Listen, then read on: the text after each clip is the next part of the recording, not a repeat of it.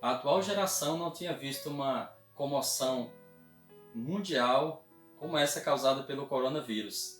Além dos prejuízos econômicos, do impacto na saúde pública, do isolamento social, a fé de milhões de pessoas foi afetada.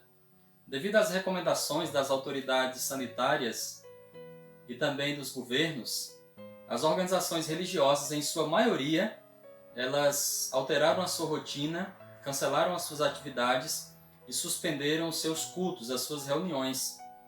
Tudo isso levou alguns a se perguntarem: não seria falta de fé os religiosos fecharem as igrejas? Esse vídeo responderá essa pergunta. Se você gostar do conteúdo, inscreva-se no canal ribamardinez.com, dê o seu like nesse vídeo, ative as notificações e também compartilhe com seus amigos. Queridos amigos, nós sabemos que o isolamento social durante uma pandemia é uma das únicas maneiras de evitar a proliferação do vírus em massa. E como o coronavírus ele é transmitido de uma pessoa para outra, as autoridades publicaram decretos aqui no Brasil e em outros lugares do mundo restringindo a aglomeração de pessoas. E não apenas os órgãos públicos e as empresas, mas as próprias igrejas foram afetadas. Depois que esses decretos foram publicados, as igrejas foram fechadas, cultos foram cancelados, cerimônias religiosas foram postergadas, e tudo isso gera esse questionamento se não seria falta de fé os pastores fecharem as igrejas. No caso da Igreja Adventista do Sétimo Dia, rapidamente ela começou a obedecer essas normas, essas recomendações, porque isso não poderia ser diferente. Afinal de contas, a Igreja Adventista ela tem a saúde como um dos seus pilares, e o cuidado do corpo faz parte da sua crença fundamental 22, chamada conduta cristã. As sedes da Igreja Adventista no Brasil, a nível de União e Campo, emitiram notas aos seus pastores e aos seus membros, recomendando a suspensão dos cultos e das reuniões e demais atividades públicas. A orientação foi para que as famílias realizassem culto em casa, nos seus lares. Só que a igreja não deixou os membros sozinhos. Ela preparou uma série de materiais digitais, preparou também várias recomendações preventivas ao contágio pelo coronavírus, além de lançar uma série chamada Viralize Esperança, com o pastor Luiz Gonçalves, com o pastor Bulhon, e agora, essa semana, com o pastor do Lar e Família da Divisão Sul-Americana, Alaci Barbosa, para fortalecer as famílias. Mas, voltando ao tema da nossa postagem, na minha opinião, não existe conflito entre fé e obediência aos decretos que foram emitidos pelas autoridades. Eu acredito que há 3 princípios bíblicos que podem respaldar a atitude da Igreja Adventista em particular e de outras igrejas cristãs nesse momento de crise. Antes disso, eu quero deixar claro para você que a decisão das autoridades é provisória, é para um objetivo específico, e depois que o perigo passar, as igrejas voltarão a funcionar normalmente. Então isso não é um atentado à liberdade religiosa de maneira alguma. Vamos aos 3 princípios. O primeiro deles é o princípio da esfera de atuação divino-humana. Você sabe que na palavra de Deus, na Bíblia Sagrada, Deus ele tem a sua esfera de atuação e o ser humano tem a sua esfera também.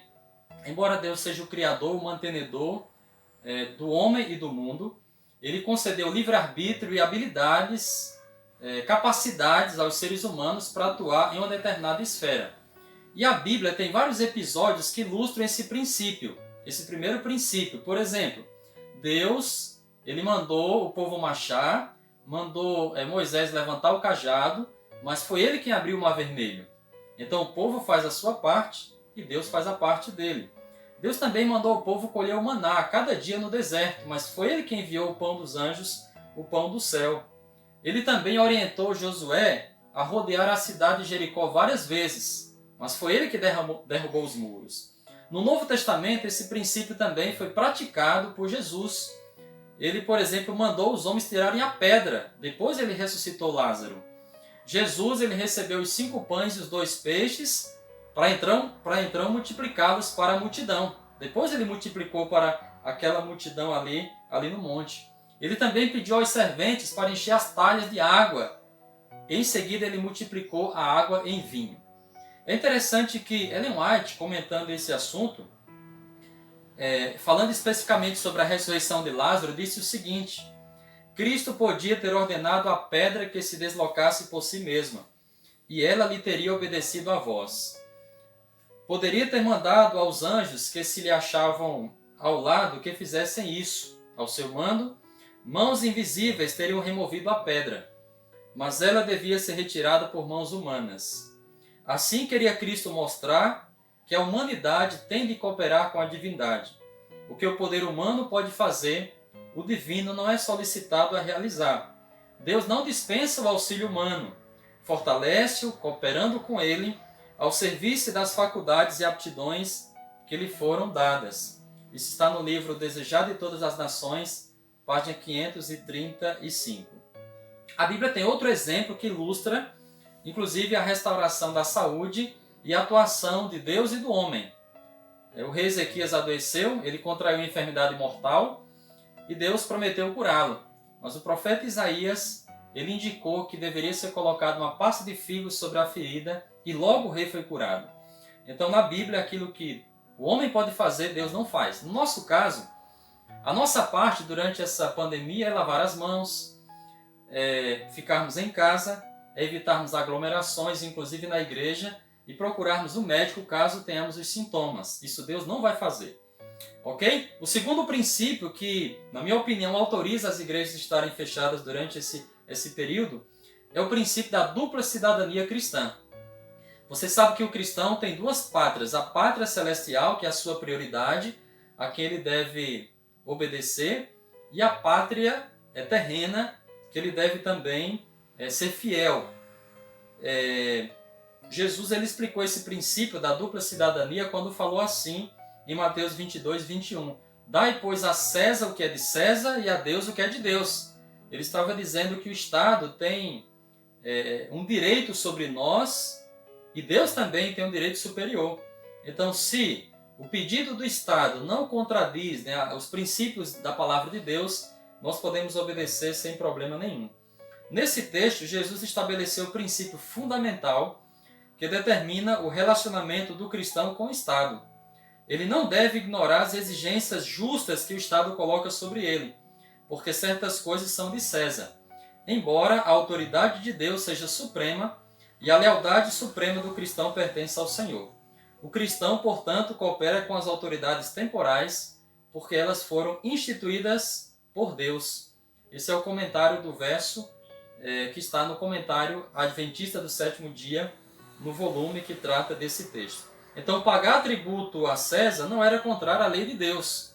E ficar em quarentena por alguns dias parece ser justo nesse momento para os cristãos. E o último princípio que eu quero destacar para vocês é o princípio da prudência e do amor. Jesus também falou que os cristãos eles devem ser prudentes como as serpentes e simples como as pombas. Isso está em Mateus 10, 16. Ele mesmo praticou o princípio da prudência em vários momentos. Quando João Batista foi assassinado, ele se retirou. Quando ele começou a operar milagres, ele pediu às pessoas que não contassem que ele era o Messias. Então, muitas vezes, ele alterou a sua rota, ele evitou entrar nas cidades para impedir uma antecipação da perseguição ou até do seu assassinato, para que a sua missão não fosse estorvada, não fosse comprometida. E há um exemplo também de prudência, da prática desse princípio na história da igreja adventista. Nos tempos de Ellen White, houve uma epidemia de varíola ali entre os seus vizinhos e na sua região onde ela estava morando. E ela imediatamente se vacinou, recomendou aos seus auxiliares, as pessoas que trabalhavam com ela, para se vacinarem por precaução.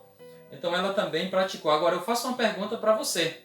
Se Ellen White, há mais de 100 anos, ela se vacinou, ela ouviu as recomendações das autoridades de saúde da época, não deveríamos nós hoje, nessa pandemia, tomar essas medidas? Você sabe que não há uma vacina ainda, então devemos fazer ao menos aquilo que as autoridades recomendam. E o princípio do amor ao próximo é simples. Se você circula, se você visita idosos, essas pessoas são mais vulneráveis e elas podem contrair o vírus que está com você. Então nós deveríamos amar o próximo, lembrando do que Paulo disse, que ninguém deve viver para si. Ainda que você goste de congregar no templo, você pode congregar em casa em amor, em respeito àqueles que podem ser afetados.